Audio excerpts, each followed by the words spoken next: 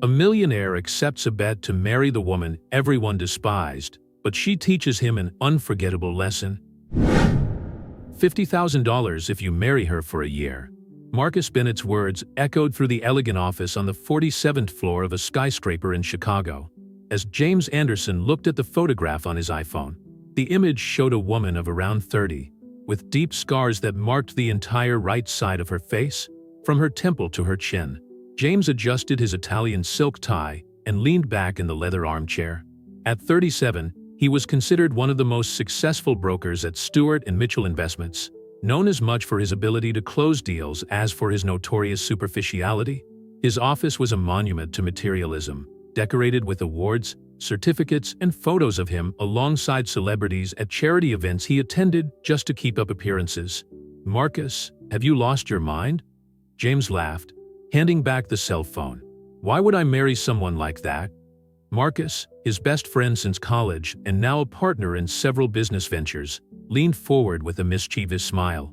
"Because you're broke, James. That cryptocurrency investment you made? I just got the news. You've lost everything." The blood ran cold in James' veins. He had bet heavily on a new cryptocurrency, investing not only his savings, but also borrowed money. "You're kidding." "Rachel Morrison," Marcus continued, ignoring the growing despair on his friend's face. "Professor of literature at Northwestern University. She was in a car accident 5 years ago when a drunk driver drove through her sign. The doctors did what they could, but—" He gestured vaguely at the photo. James ran his hands over his face, his mind calculating quickly. $50,000 wouldn't cover all his debts, but it would be a start. "Why are you proposing this?" "She's my wife's niece. A brilliant woman, but since the accident, she's completely isolated herself. The family is worried. They think a relationship could help her get back to living normally." "And you think using someone desperate for money is the solution?" James asked, even though he knew he was considering it. "You've always been shallow, James. Maybe this will teach you something about real life." Marcus stood up, fixing his suit. "The money is real. So is the proposal. 1 year of marriage, treating her with respect and dignity. No cheating or scandals. If you succeed, the $50,000 is yours." Over the next few weeks, James orchestrated casual encounters with Rachel in the coffee shop near the university. The first time he saw her in person, he had to control his reaction. The scars were deeper than the photo suggested, creating ridges and grooves that completely distorted one side of her face. But there was something about Rachel that intrigued him.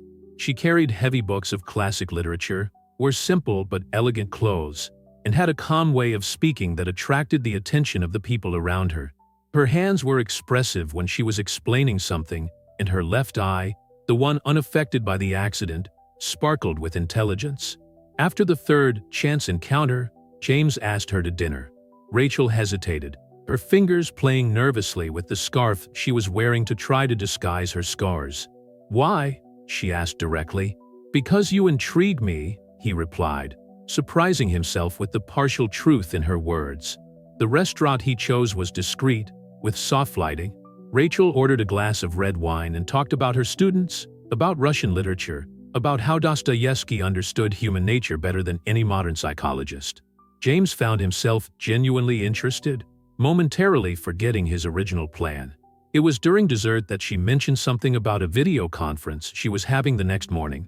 "It's a support group," she explained vaguely, then changed the subject. In the weeks that followed, James continued his courtship, always aware of the $50,000 promised, but increasingly curious about the mysteries Rachel seemed to hold. She received calls at odd hours, sometimes speaking in French or Spanish, and often canceled plans at the last minute due to unavoidable commitments. The proposal took place 2 months later, at a moment that James had meticulously planned to appear spontaneous. What he didn't plan for was the tremble in her voice when she got down on one knee, or the way her heart raced when she said yes, with tears in her eyes. The night before the wedding, alone in his apartment, James found an email from Marcus with the details of the bank transfer that would be made after a year. Looking at the screen, he felt a wave of nausea that had nothing to do with the whiskey he was drinking. What had begun as a cruel bet was turning into something more complex, and James Anderson, for the first time in his adult life, was unsure of his own motivations. In the bathroom mirror, he stared at his own reflection, trying to find any trace of decency in the man he saw there to justify what he was about to do. The phone rang, displaying Rachel's name on the screen. James hesitated before answering, his conscience weighing heavier than it ever had before. On the other end of the line, her voice was soft and cheerful, talking about the last details of the wedding, completely oblivious to the real reason behind it all. The wedding ceremony was discreet, held in a small chapel on the outskirts of Chicago. James watched as Rachel adjusted her delicate veil, which partially covered her scars. There was a natural grace in her movements that he hadn't noticed before, as if she had made peace with her own image a long time ago. Marcus, as best man, maintained an enigmatic smile throughout the celebration. James could feel the weight of his friend's gaze on his back as he exchanged vows with Rachel, each word a splinter in his conscience. The yes he uttered sounded hollow in his own ears, but Rachel smiled with such sincerity that his stomach squirmed with guilt. Their first week as a couple was surprisingly quiet. Rachel maintained her routine at Northwestern University, and James continued with his business, now more desperate than ever to recoup his losses. It was on a Tuesday evening that he noticed something peculiar. Rachel was in her makeshift office in the apartment they now shared, conducting what appeared to be a video conference in French. James stopped in the hallway, listening. Her voice was different, firmer, more assertive. Through the crack in the door, he could see multiple windows open on her laptop, some showing faces marked by scars similar to his own. "We must act quickly," she said, her hands moving urgently. "The situation in Lyon is critical." James backed away silently, his curiosity piqued. Over the next few days, he began to pay more attention to Rachel's patterns. She received calls at odd hours, had a meticulously organized schedule with codes he didn't understand, and occasionally disappeared for hours without clear explanation. Over dinner with Marcus and his wife Claire, James tried to probe for more information. "Rachel's been doing a lot of volunteer work lately," he commented casually. Claire exchanged a quick glance with Rachel before replying. "She's always been like that, ever since the accident. She has a huge heart." "Actually," Rachel interrupted, putting down her fork, "I think it's time I shared something with you, James." She paused, studying his face. "I'd like you to accompany me on a trip to Boston next weekend." The trip to Boston turned out to be a life-changing experience. Rachel took him to a rehabilitation center where dozens of people with different types of scars and deformities gathered. James watched in amazement as his wife conducted a support session with a naturalness and compassion he had never witnessed before. "We started as a small online support group," she explained later, as they walked through the public garden. "Now we have centers in 12 countries. We help victims of accidents, burns, violence. We offer psychological support, legal advice, even help with reconstructive surgery when possible." James felt his superficial world crumble a little more. "Why didn't you tell me before?" "Some people only see the scars, James. Others see beyond them and realize the purpose." She stopped, turning to him. "Which one are you?" The question hit him like a punch. There she was, building an international support network while he planned to use his marriage as a financial transaction. Shame consumed him, but something else was also beginning to grow: admiration. Back in Chicago, James began to notice changes in himself. He found himself defending Rachel in conversations with colleagues who made insensitive comments. He began to take a genuine interest in her work, offering his finance skills to help run the organization. One night, while Rachel was asleep, he found a diary on her desk. He knew he shouldn't, but he couldn't resist the temptation to read it. The pages were full of stories, not just hers, but of hundreds of other people she had helped. There were photos, letters of thanks, plans for expanding the network. On the last page, she found a recent entry. "Sometimes I wonder if James really sees me, not the scars, but myself. There are times when his eyes seem sincere, others when I detect something distant. Maybe it's just my old insecurity talking. I want to believe that our marriage is real." James closed the diary, his hands shaking. The weight of the $50,000 promised by Marcus now seemed insignificant compared to the weight on his conscience. Rachel wasn't just his wife by contract. She was a force of nature, turning tragedy into hope for hundreds of people. Sitting in his office the next morning, James stared out the panoramic window at the city. His phone vibrated with a message from Marcus. "How's our little deal going?"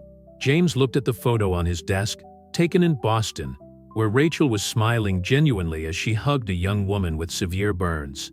For the first time in his life, James Anderson felt that money wasn't the answer to everything.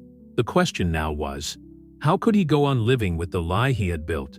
Life has an ironic way of unmasking our lies, and James was about to find this out in the most painful way possible. One particularly hectic morning in his office at Stewart & Mitchell Investments, he received an unexpected call from an international number. "Mr. Anderson?" A voice with a strong French accent asked. "I'm Dr. Laurent, from the Lion Rehabilitation Center." His wife Rachel mentioned that you could help us with some financial issues related to the expansion of the program. James felt his blood run cold in his veins. "Yes, of course," he replied automatically, as his mind processed the information. Had Rachel told her international network about him? Guilt ate away at him even more. "Excellent. We have a young victim of an acid attack who needs urgent reconstructive surgery. Rachel suggested that you could help set up an emergency fund." The conversation continued for 20 minutes, with the French doctor detailing cases and financial needs. James took notes mechanically, his mind divided between admiration for Rachel's work and the growing weight of his own farce. That evening, when he got home, he found Rachel surrounded by papers in the living room. Maps marked with colored pins covered an entire wall, each color representing different types of support centers around the world. "Dr. Laurent called today," James commented. Watching her reaction, Rachel's face lit up. "Oh, how wonderful. He's amazing, isn't he? The work he does in Lion has saved dozens of lives." She stood up, approaching James with enthusiasm. "You know, ever since we got married, I've been thinking about expanding the program. Your experience in finance could be key." James sat down heavily on the sofa. "Rachel, why do you trust me so much?" She paused, studying his face with that intensity that always disarmed him. "Because despite everything, I see goodness in you, James. Even when you try to hide it." Those words hit him like a bullet. Rachel sat down next to him and took his hand. "Tomorrow we're having a video conference with survivors from various countries. I'd like you to take part." The conference took place the next day, transforming Rachel's makeshift office into an international hub for stories of overcoming. James watched in fascination as people from different continents shared their journeys. A woman from India described how she rebuilt her life after an acid attack. A man from South Africa talked about the chloroxine that changed his appearance, that strengthened his spirit. Rachel conducted everything with a unique blend of compassion and competence. At one point, she took James' hand and introduced him to the group. "This is my husband. He's helping us expand our reach." The pride in her voice was like a dagger in James' heart. After the conference, he locked himself in the bathroom, staring at his reflection in the mirror. The man he saw there was no longer the same man who had accepted Marcus' cruel proposal. Determined to do something concrete, James began to use his connections in the financial market to help Rachel's organization. He set up a structure for recurring donations, created an emergency fund for urgent surgeries, and developed partnerships with private hospitals.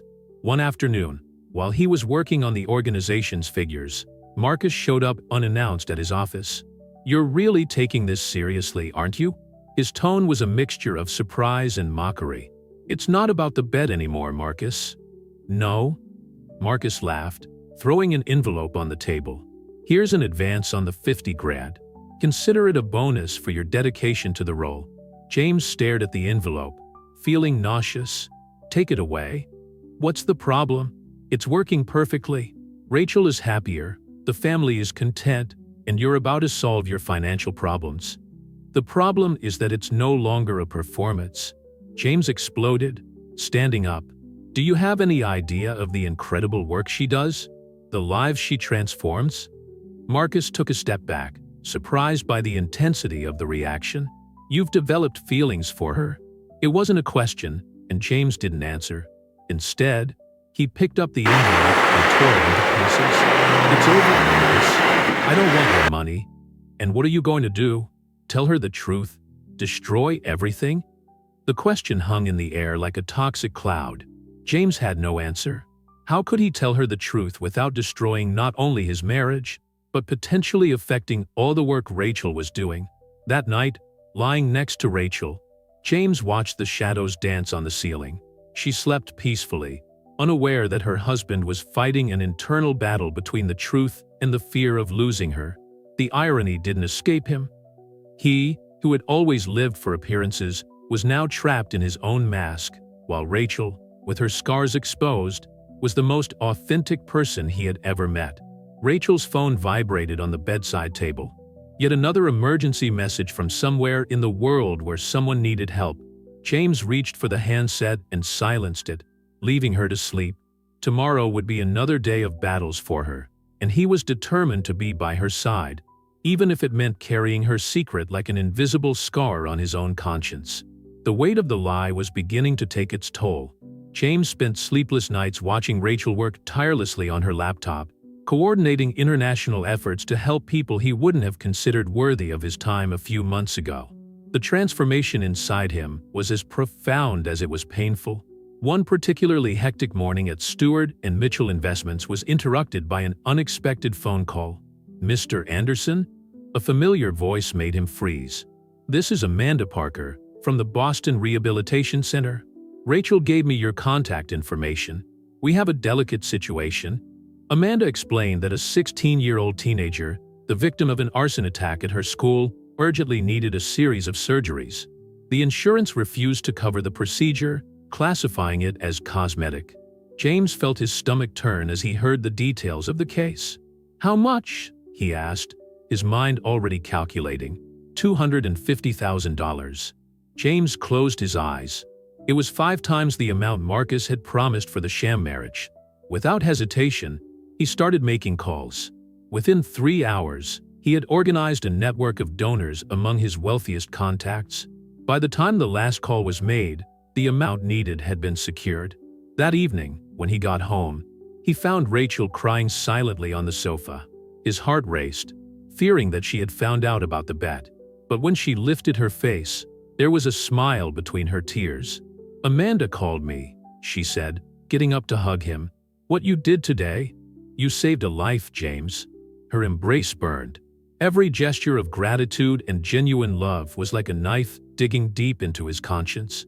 Rachel went on to talk about the girl, about how now she would have a chance to regain not just her looks, but her self-esteem. "You surprise me every day," she said, touching her face gently.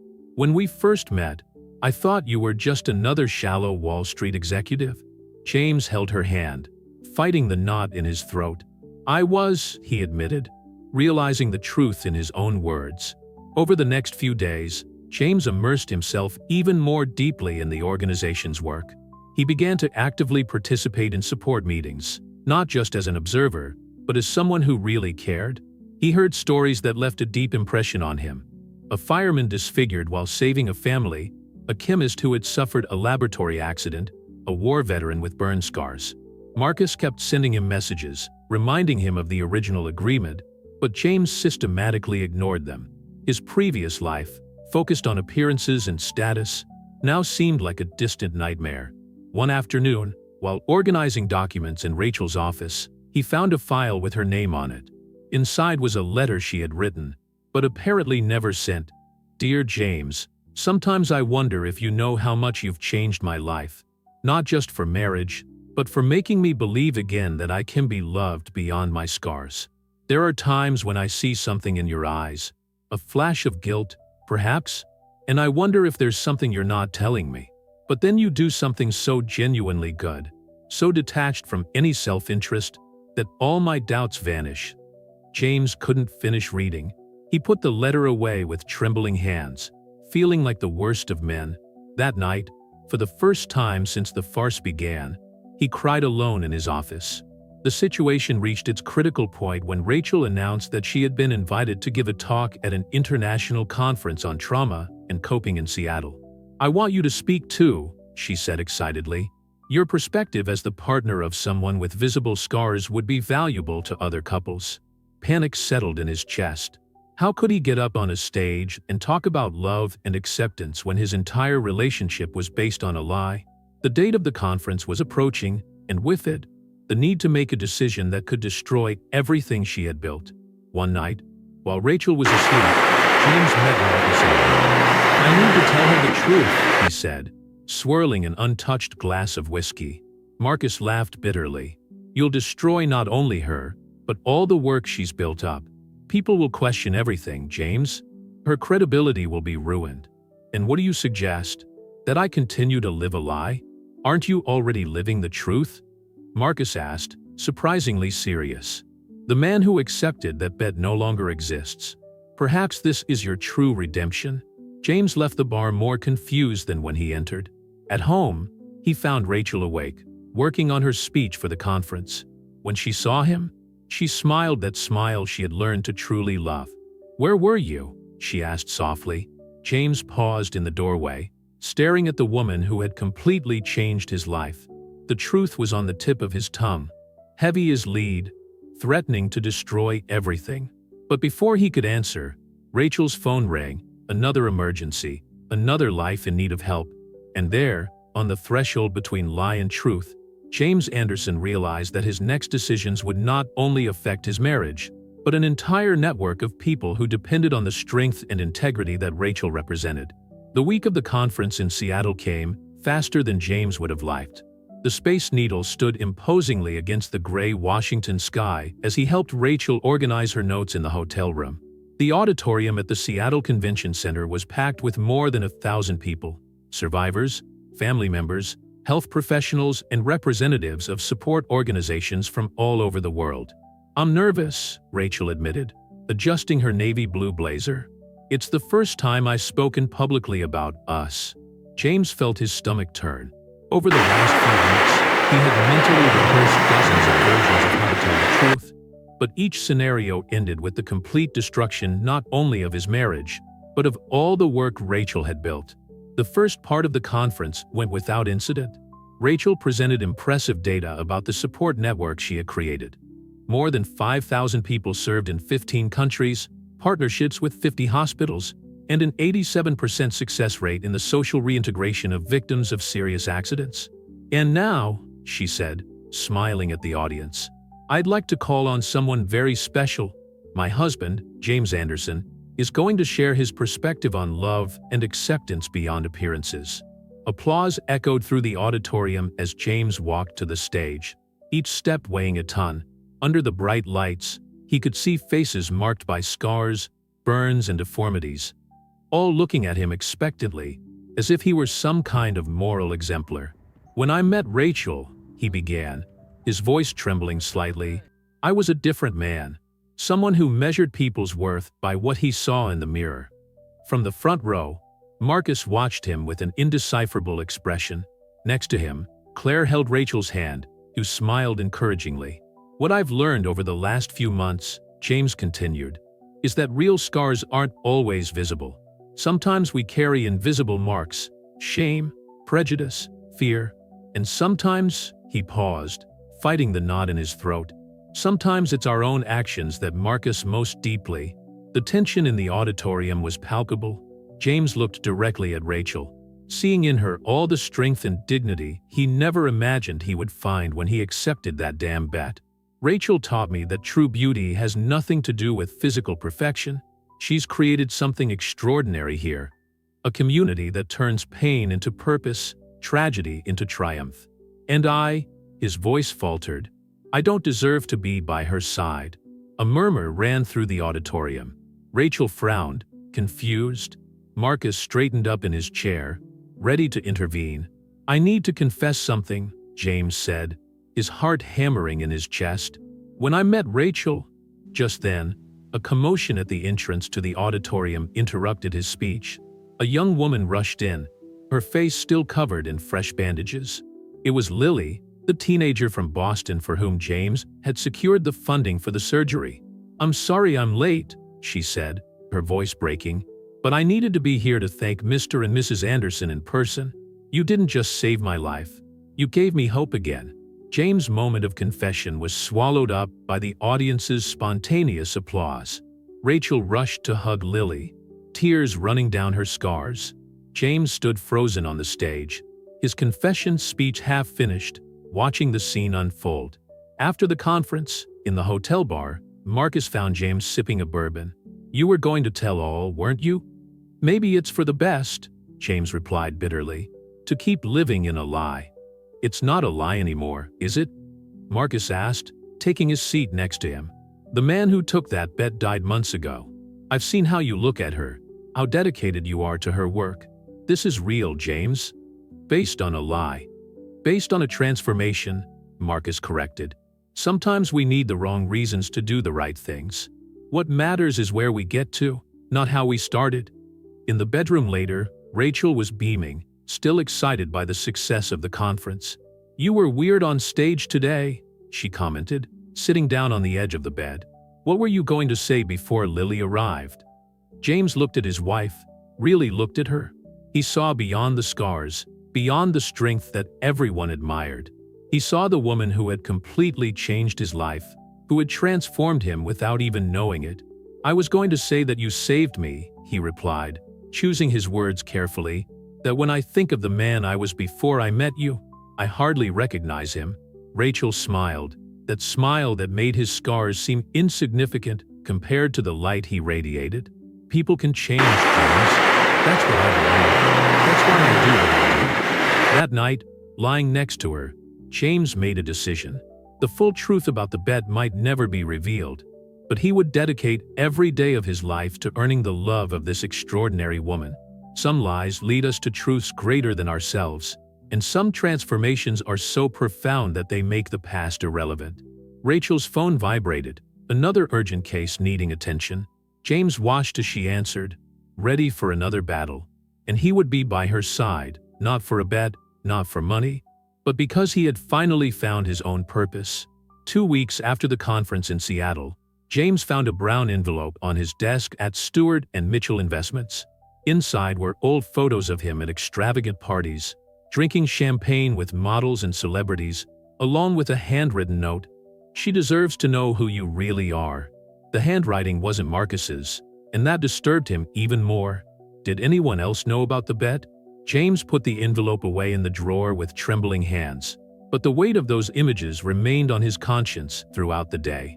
On his way home, he stopped at Memorial Sloan Kettering Cancer Center, where Rachel was coordinating a new psychological support program for patients with disfigurements caused by cancer treatments. He watched her through the glass door of the meeting room, gesturing animatedly as she presented the project to the medical team. "She's extraordinary, isn't she?" A familiar voice surprised him. It was Claire, Marcus' wife, who was also taking part in the project. "You know, James, when Marcus suggested introducing the two of you, I was against it." James felt his heart race. "Why?" "Because I knew his reputation. The Wall Street playboy who treated relationships like business transactions." Claire stared at him with a puzzled expression. "But something has changed in you." Before James could answer, Rachel spotted them and came up to them, carrying a pile of documents. "What a nice surprise. I was just talking about expanding the program to other hospitals. James, we need your help with some financial projections." During dinner at home, while Rachel talked excitedly about the new projects, James could hardly concentrate. The photos in the envelope seemed to burn into his briefcase, a constant reminder of who he used to be. "Is something wrong?" Rachel asked, noticing his distraction.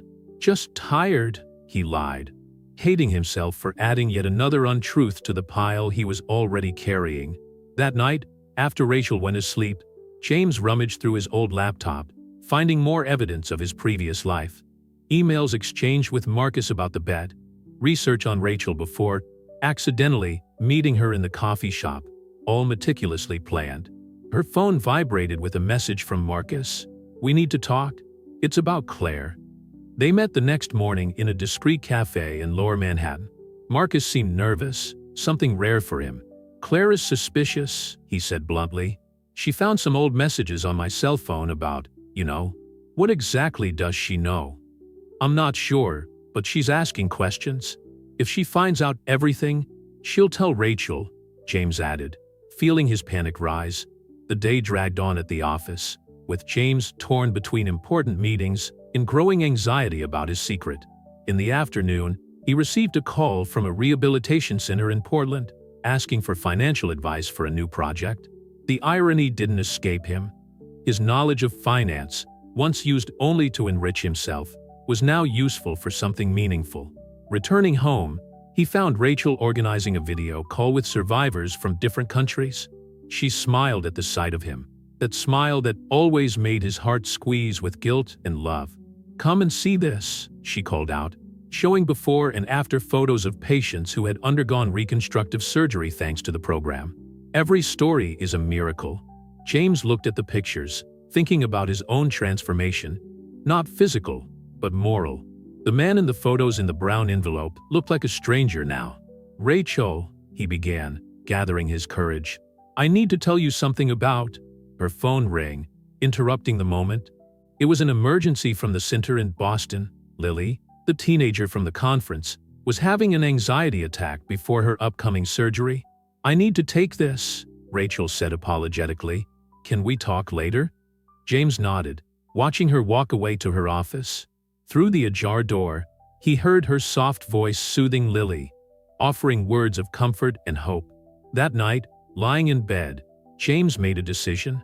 He got up quietly and began to write a letter, confessing everything: the bet, his initial motivations, his transformation. When he finished, the sun was just rising. He looked at Rachel sleeping peacefully and realized that he couldn't just hand in the letter and hope for forgiveness. He needed to prove that he had changed through actions, not just words. He put the letter away in his office safe and began to plan. If he was going to reveal the truth, he needed to ensure that Rachel's work, the support network, the assistance programs, everything she had built, was protected and financially secure, whatever happened to them. The phone rang again. Another emergency, another life in need of help. James watched Rachel wake up and quickly prepare for another day of battles. She was a warrior, a savior, while he was still fighting to save his own soul from the lie that consumed him. But as he watched her go, James knew that every day of redemption began with a choice, and today he would choose, once again, to be the man Rachel believed him to be, not because of the bet, but because she had taught him the true meaning of beauty, courage, and love. A week after keeping the confessional letter in his safe, James was woken up by a phone call at 3 in the morning. It was from Memorial Hospital in Chicago. There had been a fire in a residential building and several victims with serious burns needed immediate assistance. Rachel was already on her feet, hurriedly getting dressed while coordinating actions over the phone. "We need to activate our network of volunteer plastic surgeons," she said, her voice firm despite the time. "And we'll need resources for the initial treatments." "I'll go with you," James said, already grabbing his keys. The hospital was a controlled chaos. Paramedics came in and out with more victims, while doctors ran through the corridors. In the emergency ward, James watched Rachel work tirelessly, organizing teams, consoling relatives, ensuring that each patient received not only medical attention, but also emotional support. Among the victims was a young mother, Grace Peterson, who suffered severe burns while rescuing her 2 young children from the burning apartment. Her face was almost unrecognizable, but her blue eyes shone with surprising strength.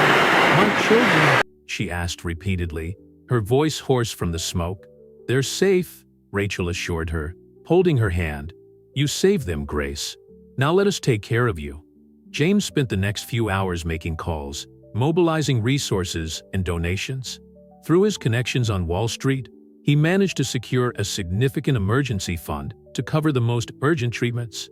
As he watched Rachel working with the patients, James noticed Claire entering the hospital.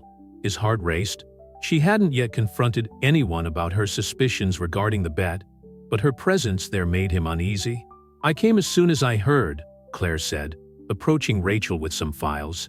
"I brought the emergency protocols we developed in Boston." The 2 women plunged into a technical discussion about procedures and treatments, while James wandered off to make a few more phone calls. In the hallway, he ran into Marcus, who seemed equally surprised to see him there at that hour. "Claire insisted on coming," Marcus explained nervously. "She's getting more and more—" "Not here," James interrupted, pointing to an empty room nearby. Inside the room, Marcus looked genuinely upset. She's found more things, James. Old emails, messages. She's convinced she needs to tell Rachel. I've already written a letter confessing everything, James admitted. It's in my safe. And when do you intend to deliver it? Before James could answer, they heard a scream coming from the hallway. It was Grace Peterson, having a panic attack when she saw her reflection for the first time since the accident. Rachel rushed to calm her down, her soft voice cutting through the patient's despair. "Look at me, Grace," Rachel said, gently touching the woman's face. "See these scars? They don't define her, and yours won't define you either." James watched the scene, feeling his heart squeeze. Rachel continued talking to Grace, sharing her own story of overcoming, turning a moment of despair into a deep connection between two souls scarred by adversity. "That's why I can't just hand over the letter," James murmured to Marcus. "Her work is bigger than both of us." Over the next few hours, more victims of the fire arrived. James worked tirelessly alongside Rachel, coordinating resources, making calls, ensuring that each patient received the best possible care. It was almost midday when they finally had a moment's break. Rachel was exhausted, but her eyes shone with that characteristic determination. "Do you know what impresses me most?" she said, sipping a cold coffee. "How you've changed, James. I remember the man I knew, so concerned with appearances. Now you're here, at 3 in the morning, helping people you don't even know."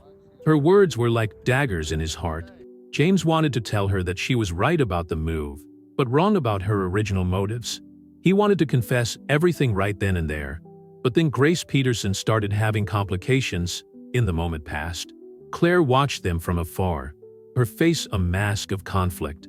James realized that she was fighting her own moral battle between exposing the truth and protecting the important work being done there. At the end of that exhausting day, as they drove home, Rachel received a message that made her smile. "Grace wants to join the support group," she said, thrilled. "She said that if I've managed to rebuild my life, she will too." James drove in silence, thinking about how an initial lie had turned into something so much bigger than himself. The man who had accepted that cruel bet was dead, but his ghost still haunted every moment of true goodness he tried to build. At home, while Rachel finally slept, James updated the letter in his safe. He added details about that night in hospital, about how every moment by her side made him someone better, someone worthy of the love she offered so generously. His phone vibrated. It was a message from Claire. "We need to talk. Tomorrow." About Rachel. James looked at his sleeping wife and made a decision. The time had come to face the consequences of his choices, no matter what the cost. Because some truths, however painful, need to come to light if true redemption is to be possible. The meeting with Claire was scheduled for 10 o'clock in the morning at Le Pain Quotidien on the Upper East Side. Far from Rachel's usual circles, James arrived early, choosing a discreet table at the back of the cafe. His hands were shaking slightly as he once again checked the hospital's notifications about the fire patients. Claire appeared punctually, carrying a brown briefcase. Her normally friendly face was tense, marked by dark circles that suggested she'd had a bad night's sleep.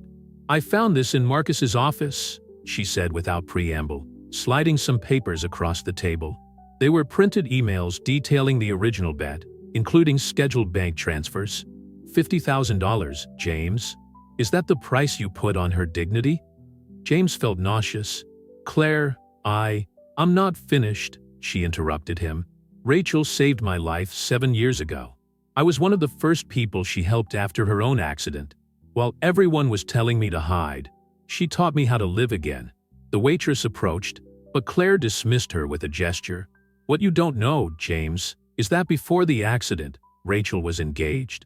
A promising plastic surgeon who dumped her 3 days after she woke up in hospital. He said he couldn't cope with what she had become." The revelation hit James like a punch. Rachel had never mentioned a previous fiancé. "She trusts you completely," Claire continued, her voice breaking.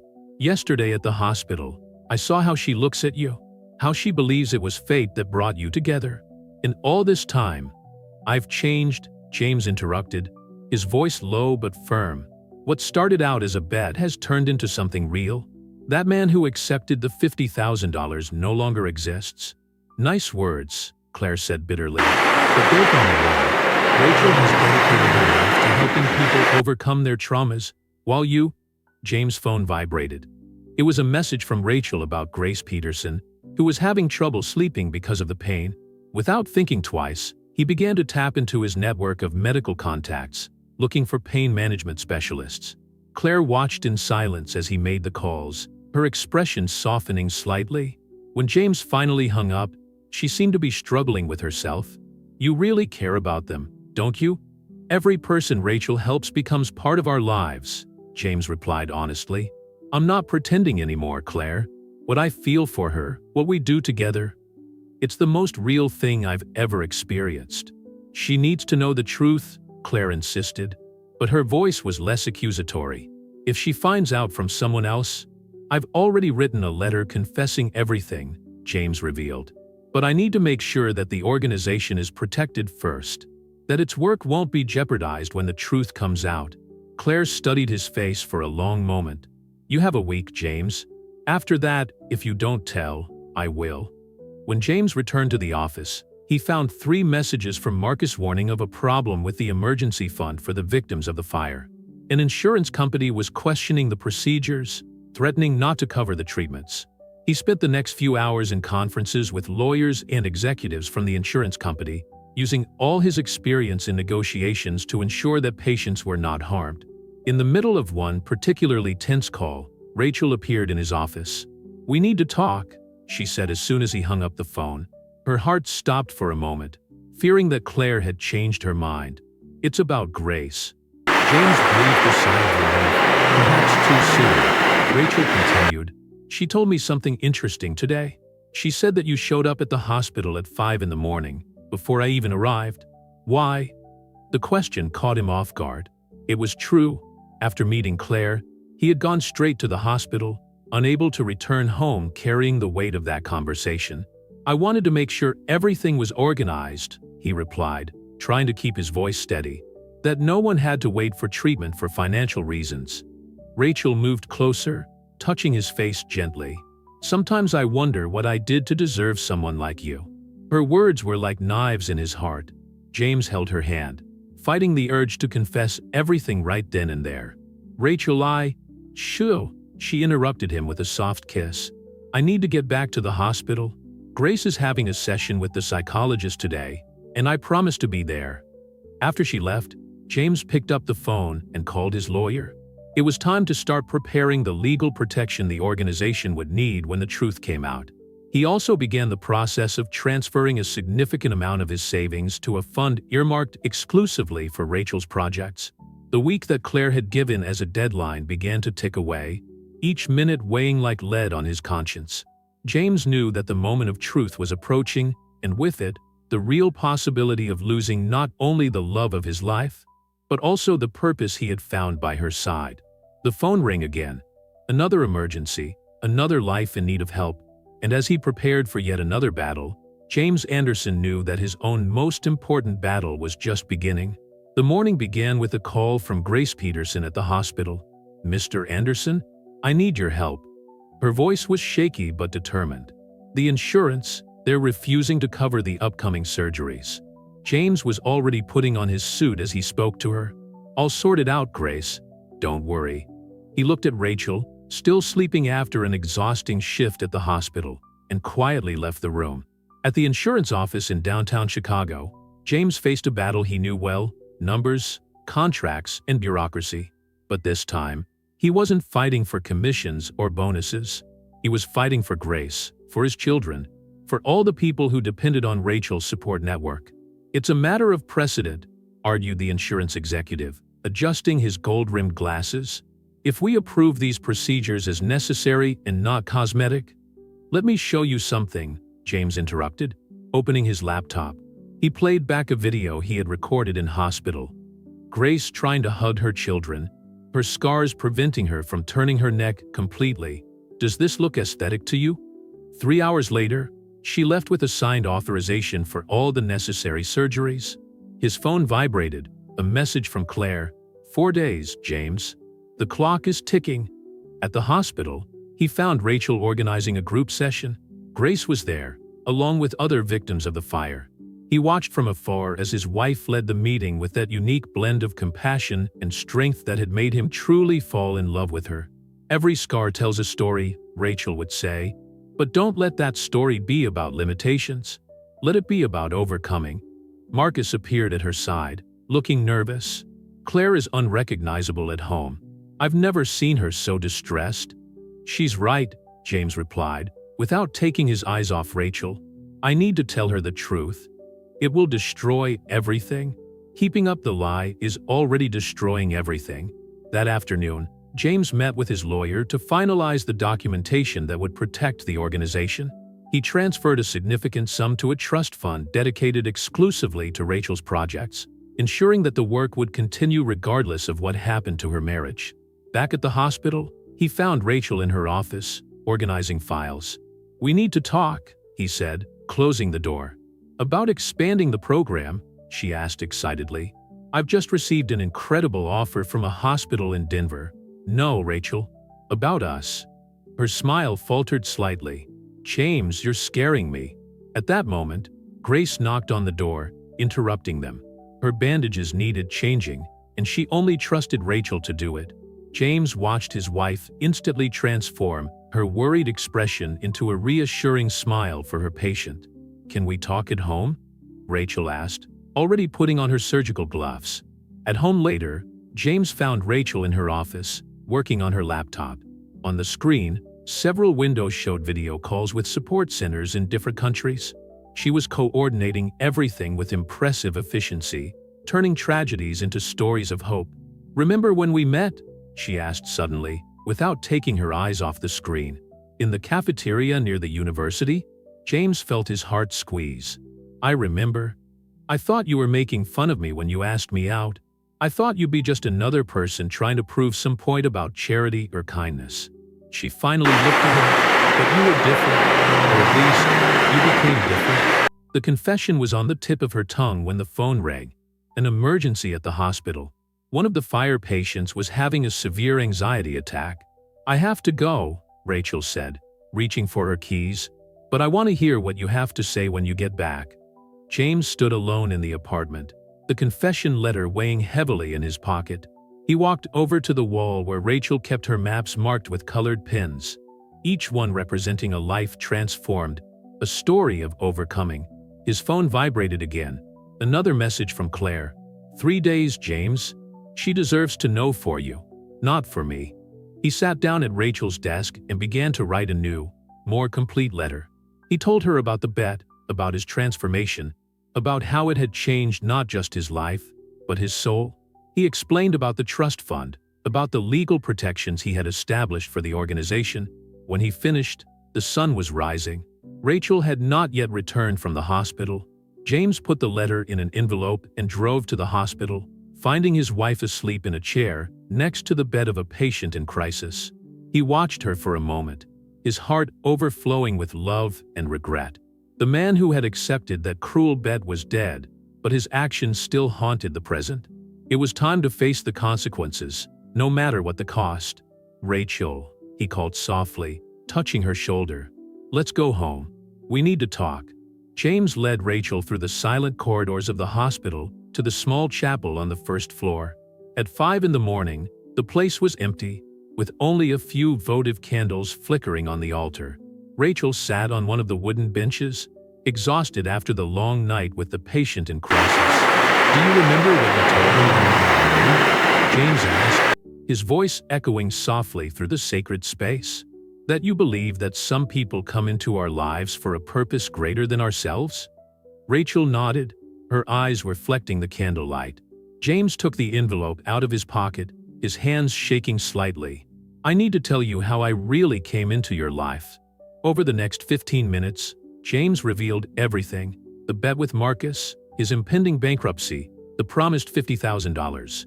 He watched Rachel's face transform as she absorbed every word, her scars looking deeper in the diffused light. "Please keep talking," she said when he paused, her voice surprisingly calm. James then talked about his transformation, about how every day by her side had changed something fundamental inside him. He explained about the trust fund he had set up, about the legal protections for the organization, I understand if you can never forgive me, he concluded, but I needed you to know that the man who took that bet no longer exists. You taught me the true meaning of beauty, courage, and purpose. Rachel was silent for long moments, her hands intertwined in her lap. Do you know why I started this job? She finally asked. It wasn't just because of the accident. It was because I learned that sometimes people make terrible choices for reasons that seem justifiable at the time. She stood up, walking down the aisle. The drunk driver who caused my accident, I forgave him, not because he deserved it, but because carrying that anger was destroying me more than the scars. James remained seated, his heart hammering in his chest. Rachel continued, but forgiveness doesn't mean no consequences, James. You built our life on a lie. I know, he replied, his voice breaking, and I accept any consequences. Just then, Rachel's phone rang. It was Grace, waking up from another nightmare. Rachel answered, her voice automatically taking on that comforting tone that James admired so much. I'm going up to see Grace, she said after hanging up. I need time to process all this. For the next few weeks, James and Rachel lived in painful limbo. She temporarily moved into Claire's apartment, focusing entirely on working with the victims of the fire.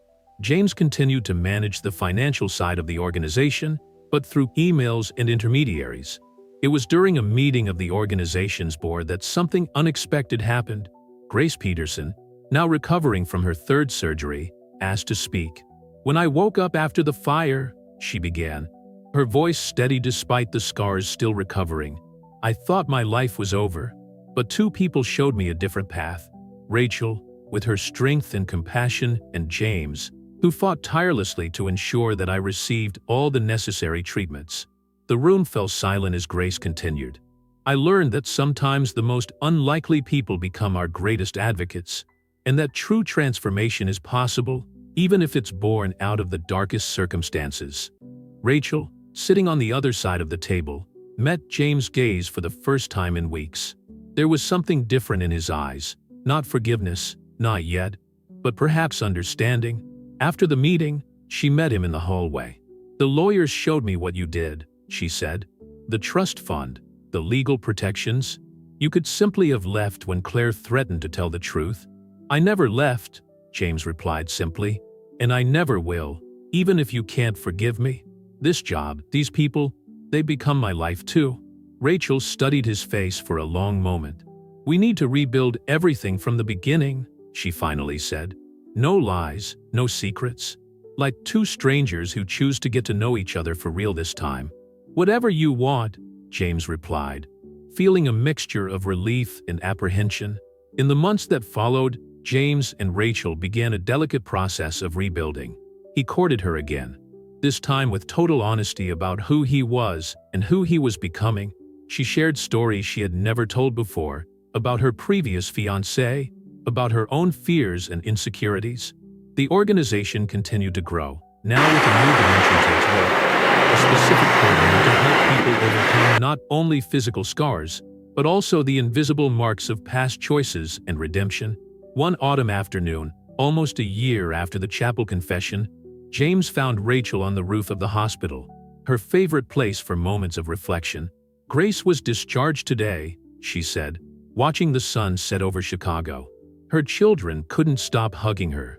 James approached, keeping a respectful distance. Rachel, do you know what the real irony is? She interrupted him, turning to face him.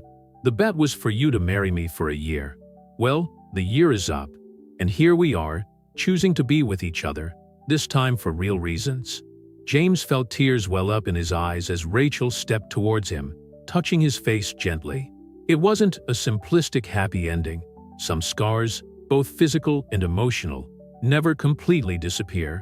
But it was an honest fresh start, built on a foundation of truth, purpose, and genuine love. The phone rang, another emergency, another life in need of help, and together, they climbed down from the roof, ready to face any challenge that came their way. No longer bound by the lies of the past, but strengthened by the truth they had chosen to live.